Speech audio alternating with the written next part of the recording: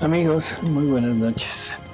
Buenas noches, Alejandro. Hola, buenas noches, doctor. Buenas noches. Pues aquí estamos nuevamente con nuestros amigos para continuar con este programa de verdades divinas, ¿no? Una cosa que queríamos decirles, algo que quedó pendiente, es que en la descripción del programa de hoy va a aparecer ahí un link, que son un link sobre los diálogos divinos, pero que es puro audio y que fueron hechos hace muchos años y de los primeros libros, y fueron hechos con una persona de Guadalajara, con Guillermina Álvarez. Entonces ahí va a estar en la descripción del programa a su disposición para que si quieren oírlos ahí o bajarlos, ahí se encuentran. Bueno, pues empezamos. Comenzamos. Dice Rosa, ¿podría mencionar en qué volumen del Libro del Cielo Luisa bautiza a todos los niños? Madre. Ahorita lo buscamos. Y mientras leo otra. Sí. Dice, doctor, usted nos había indicado que nos iba a contar de unos audios donde se comentaban los escritos de Luisa. ¿Va a ser estos que dijo? Es lo que decíamos, o sea, los audios, el link que va a estar puesto ahí en la descripción del programa. Luego dice Martica, doctor, por favor, si me pudiese indicar dónde leer un poco más sobre los 3 tipos de enfermedades.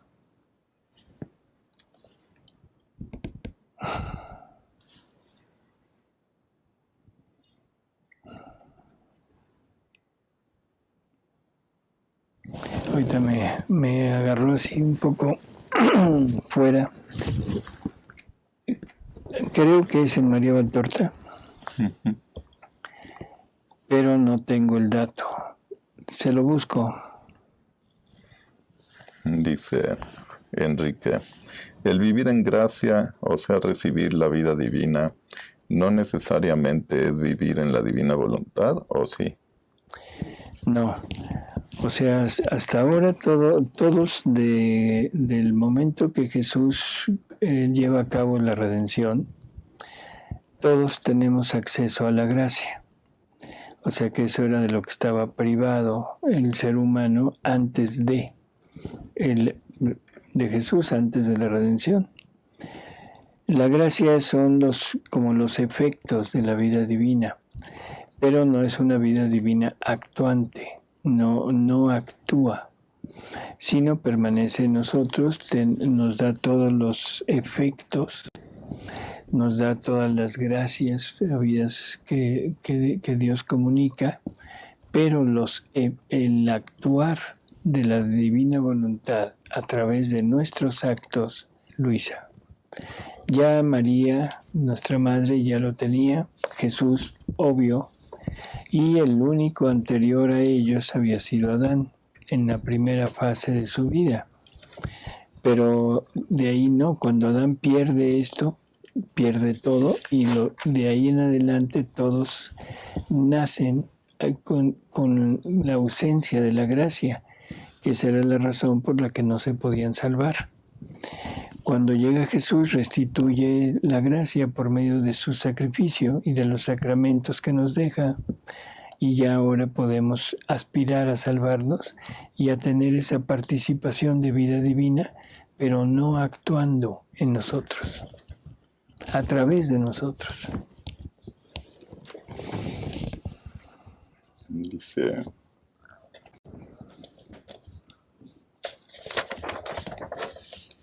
Margarita, ¿cómo se hace para vivir una catástrofe? No sé a qué se refiere, o sea, ¿cómo se hace que para vivir una catástrofe? A lo mejor para vivirla en paz. Por eso, o sea, cuando el alma está totalmente abandonada en Dios, todo lo que suceda dentro o fuera de ella se debe considerar como voluntad de Dios. Todos nuestros actos deben ir con la finalidad de darle vida a la voluntad de Dios en nosotros. Por lo tanto, o sea, una catástrofe, no sé, un temblor, una erupción, una inundación, un tsunami, cualquiera que sea, vamos a tener que hacer pues lo conducente, lo que haya necesidad de hacer, evacuar, ayudar, reconstruir, en fin, ver por nuestra vida, por la vida de las personas que podamos auxiliar, pero todo dándole vida a la divina voluntad en ello. Creo que esa es la única cosa. Hasta lo de evacuar, yo creo. Sí, evacuar. Porque por el susto. No. Bueno, es que yo diría, mire, es algo muy sencillo. Por ejemplo, ahorita empieza a temblar, ¿sí? Uh-huh. Espero que no. Sí, no. O sea, ahorita empieza a temblar y algunas personas van a salir corriendo. Uh-huh. Otras van a poner cara de espanto. Uh-huh. Y otras quizás se queden sentadas tranquilas sin ninguna reacción. Uh-huh. ¿Qué está pasando? La que sale corriendo porque es su voluntad humana, teniéndole miedo al temblor y diciendo se nos va a caer esto encima, y sale corriendo. Y resulta que sale corriendo y allá afuera por correr la aplasta un coche. Bueno, no, eso ya fue chiste cruel. No, o sea, la persona que se asusta es la persona que está dándole vida a su voluntad humana, pero todavía no tiene ese movimiento de huir, confía todavía en Dios. La otra, bueno, se queda tranquila, no hay problema. Esto no quiere decir que si viene un temblor de octavo grado o noveno grado nos quedemos campantes. Podemos salir también, pero todo en calma. No con esa aprehensión humana del temor y del querer salvar la vida a toda costa. Entonces yo creo que cualquier desastre se puede vivir en la divina voluntad, sí. Y qué peor desastre que el que le sucedió a Jesús. Sí. O sea, fue peor que un tsunami, que un temblor, que una erupción. La vivió en paz, ese es el punto, en paz. Y aceptando todo, pero sufriéndolo, lo tuvo que sufrir, le dolió, tuvo que hacer cantidad de cosas para rehacer, para dominar, pero en paz. Y viendo todo lo que estaba logrando. Así es. Sí, yo decía lo de evacuar como chiste, evacuar fisiológicamente por el susto. Sí. Bueno, pasamos al siguiente tema. A la siguiente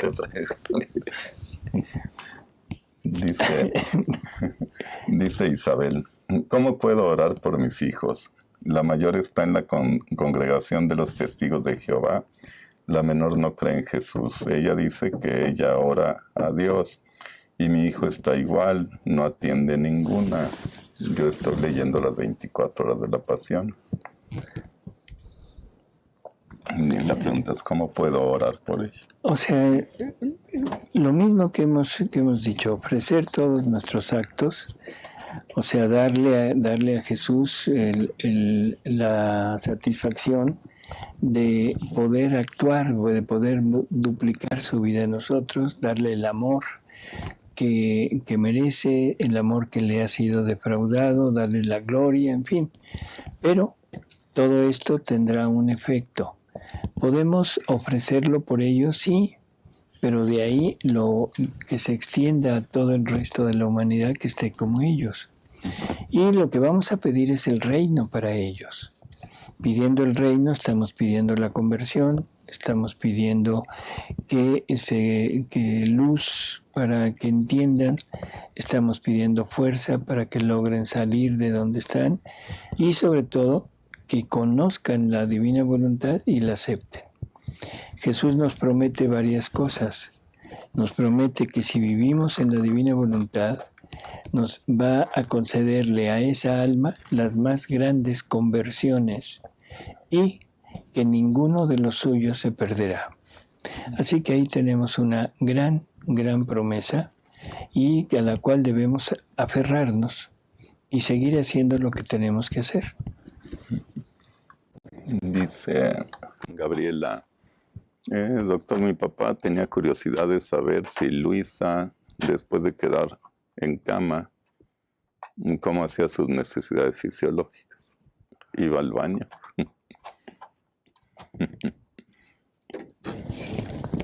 No tengo la menor idea. Y creo que es algo que realmente no tiene mucho sentido. Podríamos hacer muchas cosas, o sea, pensar muchas cosas. No, yo en lo personal no sé, o sea, si haya aparecido en algún lugar. Lo más lógico es que sus necesidades hayan sido mínimas, puesto que no comía, ¿sí?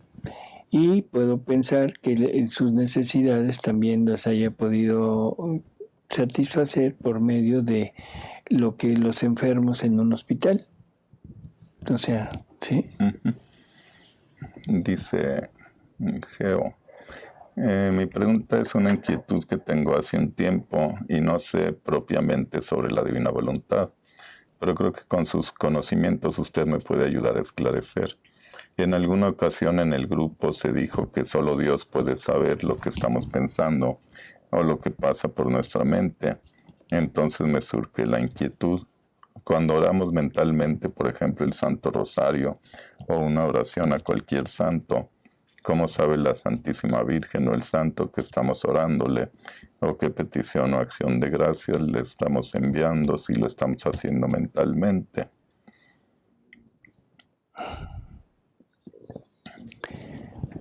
La Virgen tiene la vida divina y la voluntad divina desde el momento mismo de la creación de su alma. No la han perdido, así que ahí está. Y todos los santos, todas las personas que han tenido acceso al cielo, que ya están con Dios, todas viven en esta divina voluntad. Por lo tanto, también tienen acceso a todo lo nuestro. Incluso en revelaciones privadas, las almas del purgatorio han mencionado que ellas conocen lo nuestro, pero todo es por participación. O sea, nadie que no participe de la vida divina puede conocer. O sea, el demonio no conoce nuestro interior. Se forma en la idea, se tiene una idea de lo que hacemos, tiene una idea de hacia dónde vamos por nuestras obras, pero no conoce nuestro interior. Dice Alejandro, perdón, pero no entendí de otro programa, yo creo. Dice, entonces yo, que no vivo en divina voluntad, aunque quiero, no debo pedir, porque igual no tengo derecho, no es así, digo, a pedir. Yo creo que se refiere a pedir el reino. O sea, Jesús nos dice que las únicas personas que tienen el derecho de pedir esto son aquellas que ya lo poseen. Vamos a entender que en la divina voluntad hay diferentes grados de vida en la divina voluntad. Recordemos aquel ejemplo que nos pone Jesús del mar, con muchas cositas flotando ahí, unas flotando encima, otras sumergidas un poco y otras abismadas totalmente hasta el fondo del mar. Y dice, son los grados, son la manera de vivir en mi voluntad. Quién perfecto, quién imperfecto y quién más imperfecto. O sea que de alguna manera no todos van a hacer vida continua. El que hace vida continua adquiere en posesión el reino. El que hace actos, bueno, en el momento de que hace su acto, en ese momento está haciendo las cosas, está unificando su obra a la obra de Dios. Y por lo tanto, en ese momento está puesto en la divina voluntad. Ahí puede pedirlo, aunque después se salga. A lo que se refiere es a que las almas que no están en la divina voluntad, que no tienen idea de esto, lo pueden pedir, pero es el Espíritu Santo quien suple.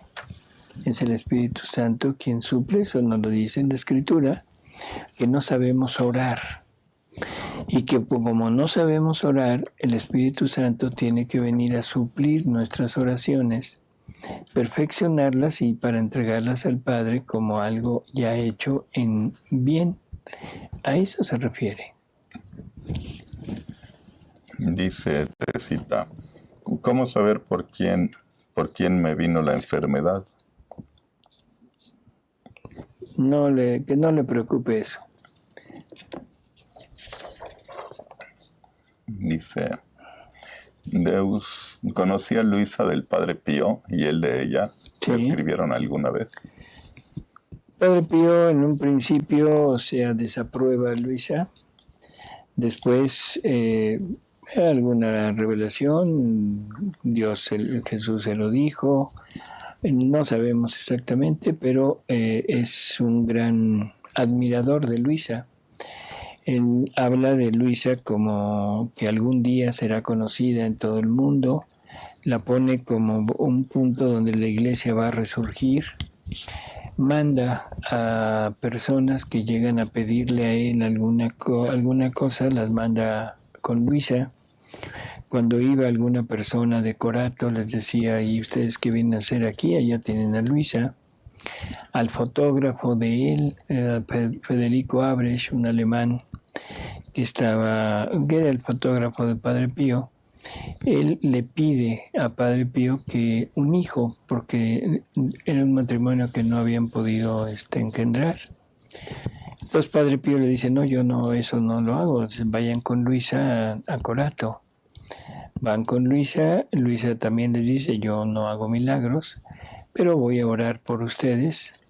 Y efectivamente, Luisa pide a Jesús por aquella pareja, se embarazan, tienen un hijo que ahora creo que es sacerdote, el sacerdote Pío o algo así. Y luego hay versiones de las personas que cuidaban a Luisa de que de alguna manera habían visto en la recámara de Luisa a un monje con que la descripción es muy parecida a Padre Pío. Y sabiendo que Padre Pío se bilocaba, bueno, no es muy improbable que pueda haber sido él, que la haya visitado en esas etapas de bilocación que tenía. O ella, él también. O ella, quizá, no hay ninguna referencia pero sí tuvieron relación. Dice Silvia, entendiendo que la eternidad es un eterno presente sin actos sucesivos, pienso que cuando muramos gozaremos ya del cuerpo glorificado que se nos dará al final de los tiempos, porque si no, creo yo que estaríamos hablando de algo así como un limbo celestial en el que el alma tendría que esperar a recibir su cuerpo glorioso, pero en el cielo no se puede hablar de esperar. ¿Qué me dice, doctor? Bueno, Jesús nos dice que cuando el alma esté en el cielo gozará total y plenamente todo. Y que al final en la resurrección de los muertos, en la resurrección de los cuerpos, el cuerpo por justicia, como el cuerpo le ayudó al alma a su salvación, se unirán. Que esto no aumentará el gozo del alma. O sea, el gozo es perfecto desde ahora, pero también el cuerpo deberá de participar de ese gozo, porque fue el instrumento con el cual el alma pudo llegar a salvarse. Lo del tiempo es curioso, lo pone muy curioso y sí, efectivamente es algo, ¿cómo diríamos? Enigmático, porque si el alma entra en la eternidad y en la eternidad está ya todo presente, podría ser que el alma está gozando de ese cuerpo, pero recordemos lo que hemos hablado, lo que está en la eternidad se tuvo que realizar en el tiempo. Si en el tiempo no se realiza, en la eternidad no existe. No es al revés, no es que porque está en la eternidad se tiene que desarrollar en el tiempo. porque entonces estaríamos predeterminados o predestinados. No, lo que sucede en el tiempo, Dios, por un infinito poder que tiene, por unas características que lo hacen ser Dios, Él conoce lo que va a suceder. Él conoce, Él tiene todo en Él, pero forzosamente se debe desarrollar en el tiempo. Por lo tanto, en la eternidad, podríamos decir que hay un inter entre el momento que el alma entra al cielo y el momento en el que el alma readquiere su cuerpo en el tiempo. O sea, pero en la eternidad está totalmente vivido y gozado. Y sí, yo coincido que probablemente ya pueda estar con todo y cuerpo desde el momento de estar ya muerta. Pero a mí me contradice Jesús y entonces yo le creo más a Jesús que a mí. Porque Jesús dice que en el cielo solamente hay dos que viven en cuerpo y alma, María y Él. Por lo tanto, todo lo que dije, olvídenlo, tírenlo, no tiene sentido. Y le creemos a Jesús. Son cosas que no entendemos. Esa relación de tiempo, eternidad, no lo tenemos. Simplemente balbuceamos un poco, pero con un 120% de posibilidades de error. Así que... Dice Silvia, cuando una persona vive un periodo de vida en divina voluntad, pero luego hace un acto en voluntad humana, sin conexión con la divina, cuando vuelve a reintegrarse a la divina voluntad, tiene que empezar de cero, tomando todo lo que vivió antes solo como actos divinos, pero no como vida, o retoma el periodo de vida que tenía antes. Buena pregunta. O sea, lo más probable, como yo lo entiendo, es que si cada vida divina que se ha multiplicado en los actos, cada acto hecho en la divina voluntad, sirve para ir formando la vida divina en nosotros, lo más probable es que en el momento que nosotros hagamos un acto de voluntad humana nos salimos, se interrumpe esa vida. Entonces me vuelvo a meter y lo más probable es que vuelva a empezar. Lo otro me queda como posesión, me queda como efectos de esos actos, me quedan en esta vida que empiezo. Pero el crecimiento de esta vida probablemente sea a partir de los nuevos actos que hagamos. O sea, porque si no, en realidad nada más sería un estar entrando y saliendo, entrando y saliendo, entrando y saliendo, y a nuestra vida divina se estaría formando.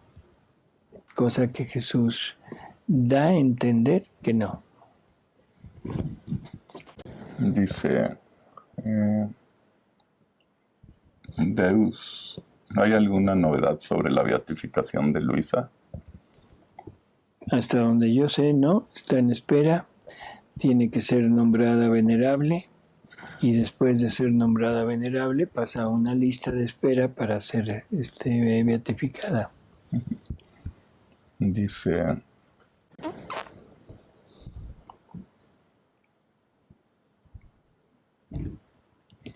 Tatiana, no entiendo. Dice, ¿y los libros de cielo en Los Ángeles? En Los Ángeles, California. Yo estaba pensando en Los Ángeles. Sí. Ahorita le ponemos el link ahí de Marta Reynoso. ¿Mandé? Creo que ya lo habías puesto la vez pasada. ¿Hoy se pone? Ok. Y ya no tenemos preguntas. Dice Sergio del programa del lunes. No vi todo el programa, pero mi pregunta sería si el purgatorio está injertado en el tiempo. Hay un tiempo en el purgatorio. En el purgatorio hay un tiempo de entrada y un tiempo de salida. No sabemos a qué tiempo se refiere. O sea, nunca tratemos de injertar el tiempo nuestro con el tiempo de Dios. Dios no tiene tiempo, Dios vive en la eternidad. Y si le tratamos de poner tiempo a lo de Dios, nos vamos a equivocar. Por eso es que todas las profecías y todos esos augurios que hay de lo que viene y de la purificación y que en tal libro dice esto y que según tal libro dice el otro y que las semanas, en fin, todo lo hemos interpretado en modo humano. Y Jesús nos dice, nunca, no le pongan tiempo humano a los tiempos divinos. Cuando, no sé, o sea, ese es el punto de... No es lo mismo. Entonces, ¿cuánto tiempo estará un alma en el purgatorio? No sé. O sea, en tiempo humano, a veces mucho. O sea, lo que le hacíamos en un programa sobre el purgatorio de la mamá de María Valtorta, o sea, ella dura creo que 6 años, algo así, ¿no? En tiempo humano. Pero dice que hay almas que durarán hasta el final de los siglos, o sea, en tiempo humano. ¿Cuánto es eso en tiempo divino? ¿Quién sabe? Voy a aprovechar para decir algo que se nos pasó en el programa de Purgatorio. Los sufragios. Porque el sufragio, ¿cómo se llaman? Las indulgencias son temas muy controversiales. Entonces Jesús nos da un tip para entender esto. Nos dice que los sufragios lo que hacen es aumentan el sufrimiento del alma, o sea, dicho en fuego, le aumentan el calor para que purgue más rápido. O sea, no es que se quite, no es que se le perdone y ya no se le dé, porque entonces el alma no estaría purificada, sino que le aumentan el fuego, le aumentan la intensidad y entonces eso hace que purgue mucho más rápido y probablemente en un instante, ¿no? Sí, o sea, todos los sufragios que manda uno por lo del purgatorio, ¿no? Así es, y son como parte de decir, bueno, échenle más leña al fuego para que purgue más rápido. Perfecto. Dice Deus que si nos puede comentar algo sobre el Papa León XIII y sobre la lucha contra el maligno en la divina voluntad. Bueno, lo que habíamos hablado, o sea, durante una misa él cae en éxtasis y ve ese diálogo entre Dios y el demonio. Y el demonio le dice que si le dieran 100 años, él se apoderaría del mundo. Entonces Dios se los concede. O sea, le concede eso, le concede esos 100 años, que se cumplieron, como habíamos dicho, en 1960 y tantos o 70. Prácticamente, o sea, a partir de ahí, el demonio supuestamente es ya el amo y señor de este mundo, el príncipe de este mundo. Sabemos que hubo una entronización de Satanás como príncipe de este mundo cuando su santidad Pablo VI es elevado al papado, porque había no sé si llamarle profecía, o sea, pero porque esto es entre los grupos satánicos y masónicos, todo, que decía que cuando un papa tomara el nombre de Pablo, en ese momento era el momento en que se debería de entronizar al demonio como príncipe de este mundo. Yo creo que todo esto está dentro de la visión que tiene León XIII y por eso, o sea, pone el rezo al Arcángel San Miguel, aquel rezo que se decía en todas las misas al finalizar, no sé si te acuerdas. Sí. No, bueno, la oración que nos protege, que le pide protección contra el demonio, que ahora se ha ido quitando, o sea, prácticamente se abolió. Y pues creo que los resultados los estamos viendo, o sea, estamos viendo un aumento de la maldad, un aumento del vicio, un aumento de todo lo negativo, de todo lo que no es Dios. Lo estamos percibiendo, no hay necesidad de imaginar. Pero al mismo tiempo estamos viendo ese resurgimiento de lo divino a través de la divina voluntad. O sea, y Jesús nos habla cantidad de ocasiones en que esto será el triunfo de Dios, que esto será la derrota total del demonio y que por eso el demonio está desatado contra la divina voluntad. Y eso pues lo hemos constatado, ¿no? O sea, hay una batalla feroz contra esto. Eso es lo que le podría yo comentar. Dice Rafael, cuando llega la sequedad que siente uno, la cabeza llena y ya no entiende uno nada, ¿qué se puede hacer? Primero tomarlo como que eso es lo que el mundo le está dando a Jesús. En la divina voluntad no hay sequedad, en la divina voluntad no hay esos periodos oscuros en que no hay nada y todo, sino simplemente es lo que el mundo le da a Jesús y entonces Jesús nos lo comparte y deberíamos de estar pues contentos de que nos está compartiendo eso y debemos hacer lo contrario.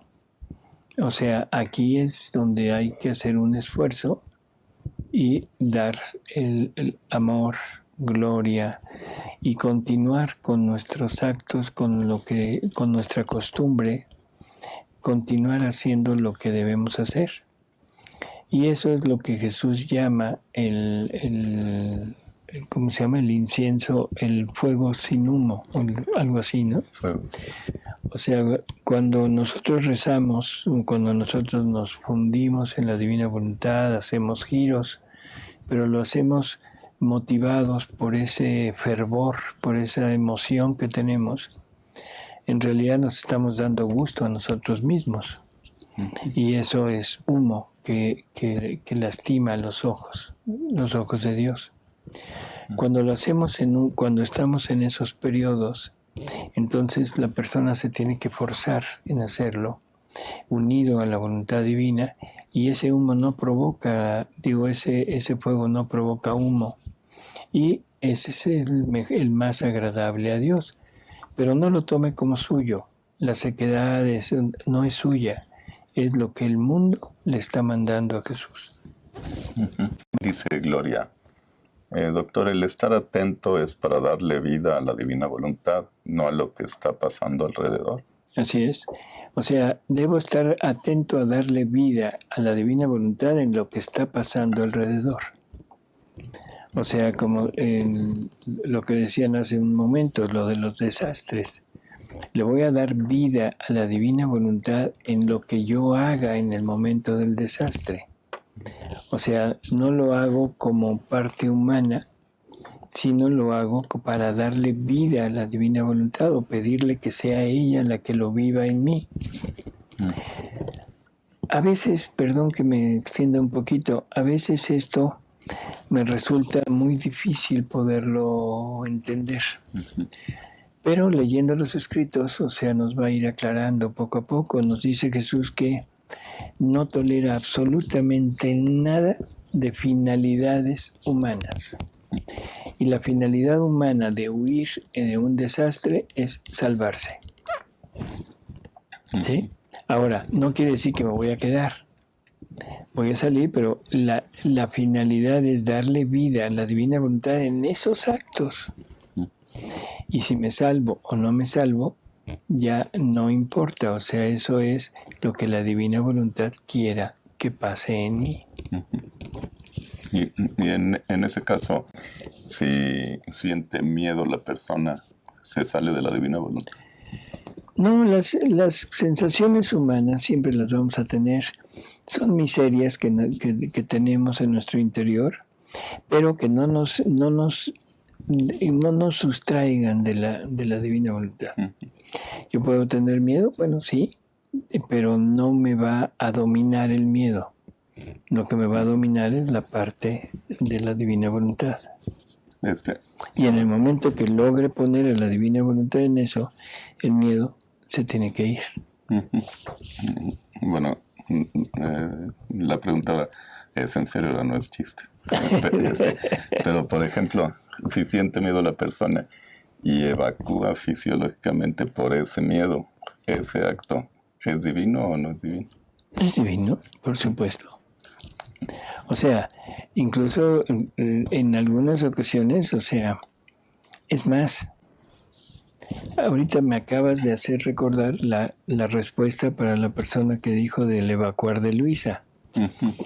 O sea, Luisa se queja al principio de que tiene que ser asistida incluso en los actos naturales. ¿Sí? Entonces, bueno, todos nuestros actos, todos, debería de ser la divina voluntad quien nos lleve a cabo. Estamos muy acostumbrados a catalogar los actos como buenos, malos, regulares, actos escondidos, actos ocultos que no se deben mostrar, en fin, pero todos son actos. Todos son actos. Y la divina voluntad tiene que volverse vida de la criatura. Si la divina voluntad no concurriera en esos actos, quiten por favor la parte grotesca humana de el defecar. No, digo, eso es lo humano. Lo divino es un acto. Punto. Y entonces se debe de poner forzosamente la intención de que sea la divina voluntad quien esté actuando en eso, para que todos los actos sean divinos. Si no, nunca se formaría una vida divina. ¿Sí? Sí, todos los actos son hechos por Jesús, ¿no? Así es. ¿Y Jesús defecaba? Por supuesto que sí. Sí. O sea, son cosas que a veces el puritanismo, esos escrúpulos, ay, no, eso no, de eso no se habla. Ay, qué cosas tan feas. Eso lo dijo aquí Alejandro. No, pues lo sacó Alejandro. Pero son cosas naturales. Son cosas naturales. Tenemos que entender eso. Así es. Cosas naturales y cosas que las podemos poner, las debemos poner en la divina voluntad. Dice Aurora, ¿qué es la unión mística? ¿Cómo se manifiesta en la persona?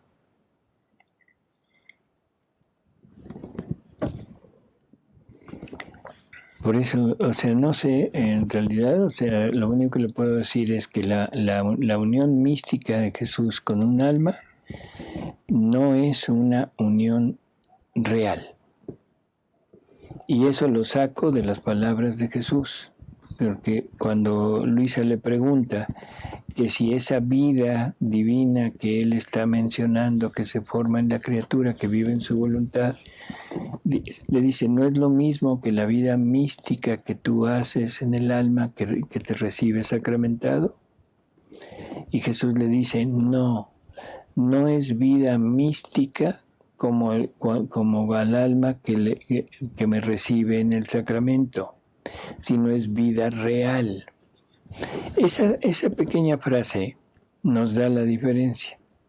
La vida mística dice, no es vida mística, es vida real. Por lo tanto, la vida mística no es una vida real. Y real me refiero a una vida obrante, a una vida que esté obrando a través de la criatura. Entonces, ahí lo dejamos. Dice Marta, O sea que nosotros en Divina Voluntad ya no necesitamos la oración a San Miguel. Bueno, muy buena pregunta, muy comprometedora, pero muy buena pregunta. No es que no lo necesitemos, es que toda la fuerza que tiene San Miguel sale de la Divina Voluntad. O sea, San Miguel no tiene nada propio, igual que ningún ángel tiene nada propio.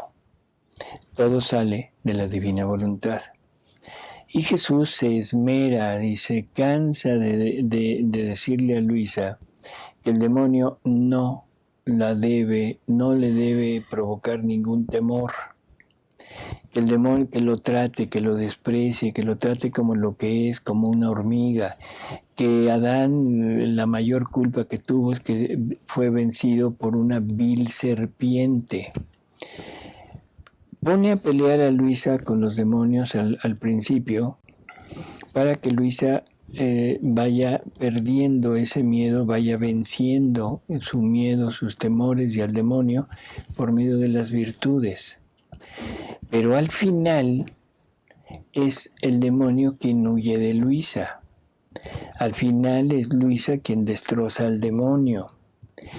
Y no al final, o sea, desde muy al principio, creo que el libro 6, si no mal me equivoco, donde Luisa está en una éxtasis o en ese estado de que salía de su cuerpo, se presenta con unas personas que están hablando de que la iglesia tiene que desaparecer. Y entonces ella le dice que no, que la iglesia permanecerá y que todo. Y entonces ellos le dicen, no, eso no es cierto. Vamos a ver a nuestro Dios, a ver qué dice Él. Y dice Luisa, salía un hombre de una estatura enorme, así, imagínate un Goliat, ¿sí? Y entonces él dice que la iglesia tiene que desaparecer y que todo. Y entonces Luisa se le enfrenta y le dice, ¿y tú quién eres? ¿Que no eres acaso la serpiente aquella del paraíso? ¿Cómo te atreves a venir a hablar de esto? Y dice Luisa, y se iba disminuyendo, hasta que quedó así, chiquitito, y se tuvo que ir. Entonces, el demonio es totalmente inferior a nosotros. Y solo tiene la fuerza que le da la persona. La fuerza que le da la persona, o sea, por eso Jesús nos dice que nunca permitirá que el demonio nos tiente más allá de nuestra fuerza, porque no puede, no tiene con qué. ¿Sí? Nosotros hemos hecho del demonio lo que la mejor representación que yo tengo es una botarga. O sea, es un muñecote que adentro está un señor chiquitito manejándolo. ¿Sí? Dice Gaby, doctor, ¿no es necesario llegar a la santidad humana para poder recibir el don de la divina voluntad? No. Si fuera necesario llegar a la santidad humana, pues, híjole, mejor nos retiramos de esto. Aquí hay una enorme confusión. El llegar a la santidad humana quiere decir la práctica de las virtudes en modo heroico, casi. Bueno, y entonces, una vez llegado a ese estado de santidad, en ese momento ya seguiría la santidad divina. No es así. La santidad divina, la divina voluntad contiene toda la santidad humana. Toda la santidad humana la contiene y sale de la divina voluntad. El alma que quiere entrar a la divina voluntad, lo primero, lo que necesita es conocer que existe, conocer que Dios la quiere dar, conocer que tiene que aceptar la renuncia de todo, que tiene que disponerse a esa renuncia y a vivir sin nada propio. Y una vez estando así, dice Jesús, ¿realmente lo quieres? Está hecho, ya está. Y cada vez que la divina voluntad esté en la criatura, le comunica todo lo que ella contiene.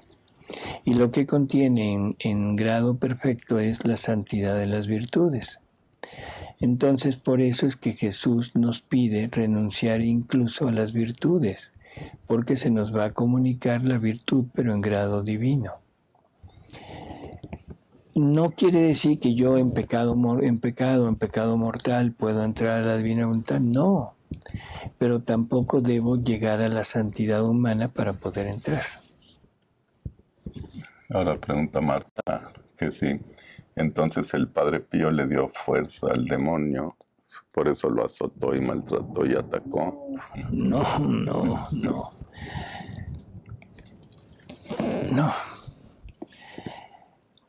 Hay en la santidad humana, por favor, no confundamos santidad humana con santidad divina. En la santidad humana la prueba, Dios permite que el alma sea probada incluso en ese sentido físico, en que el demonio golpeaba a Padre Pío. Igual que el demonio torturó a Luisa también en forma física, la jalaba, la arrastraba, le mostraba el infierno y la iba como a arrojar. Pero eso es en la parte humana. Lo que estoy hablando y lo que estoy diciendo, por favor que se entienda, es en la divina voluntad. En la divina voluntad el hombre readquiere su verdadera naturaleza. No es la naturaleza caída, resurgida por medio de la gracia y de la santidad, pero no es la santidad que Dios creó. Le falta la divinidad. Por eso es que el demonio puede todavía mucho con ellos. Por eso es que Dios permite la lucha del demonio con ellos. Pero una vez llegando a la divina voluntad, ahora el alma, readquiriendo la vida divina, el alma es infinitamente superior al demonio. Y por eso Luisa hace correr al demonio. Por eso Luisa destroza al demonio. O sea, en cuanto Luisa se presenta al demonio, ¡pum!, se va. O sea, ¿por qué? Porque ahora ya tiene la parte que el hombre había perdido y por la cual él se podía acercar tranquilamente al hombre. Entonces, por favor, lo que estamos hablando es en la divina voluntad. Creo que ya no hay más preguntas. Ya no veo. Bueno, amigos, perdón por las palabras surgidas en este programa, pero esperamos que nos veamos en el próximo y agradecemos a Alejandro el haber estado con nosotros y nos vemos en la próxima. Hasta luego. Y muchas gracias por sus saludos y comentarios. Buenas noches, hasta luego.